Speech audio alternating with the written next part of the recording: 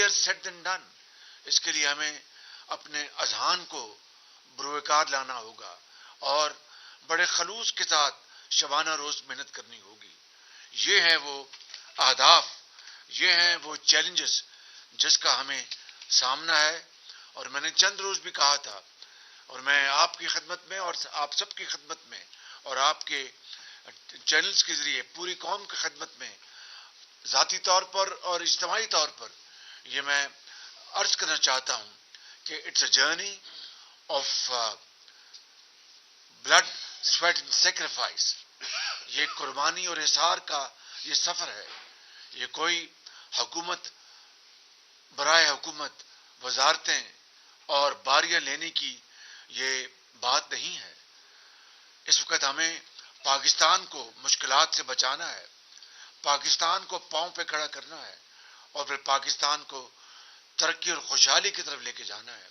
اس میں ہم سب نے اپنا حصہ ڈالنا ہے. میں شکریہ ادا کرتا ہوں اپنے قائد میاں محمد نواز شریف کا اور اپنے ان ساتھیوں کا، اتحادیوں کا، جنہوں نے مجھ ناچیز کو ایک مرتبہ پھر اپنا امیدوار نامزد کیا ہے. میرے لیے بڑا یہ اعزاز کی بات ہے. لیکن یہ لمحہ تشکر کے بجائے لمحہ فکریہ ہے.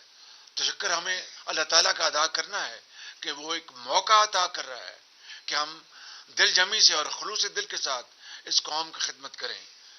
مجھے بھرپور یقین ہے کہ اس اتحاد میں نوجوان بھی ہیں، اس اتحاد میں بزرگ بھی ہیں، تجربہ بھی ہے. اور جب تجربہ اور نوجوانی مل جاتے ہیں تو وہ ایک بہت بڑی طاقت بن جاتے ہیں. میں سمجھتا ہوں کہ انشاءاللہ ہمارے ان پارٹیز کے قائدین، پارٹی کی لیڈرشپ سب مل کر اس میں اپنا حصہ ڈالیں گے.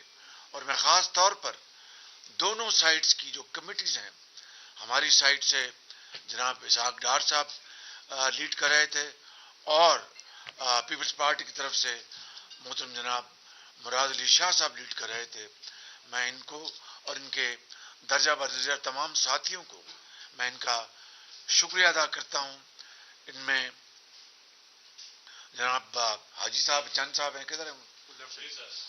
اور جناب جی ندیم عبدالجن، میں ان کے خاندان سے ہمارا 30 سال 40 سال سے تعلق ہے.